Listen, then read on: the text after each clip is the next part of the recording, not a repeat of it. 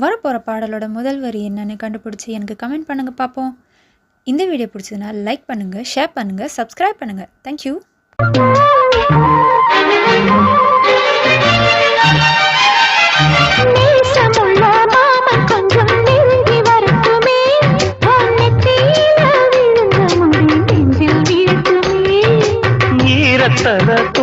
துடி என்னை சிந்தட்டுமே, இடுப்ப சுத்தி கட்டும் சில என்ன கட்டட்டுமே.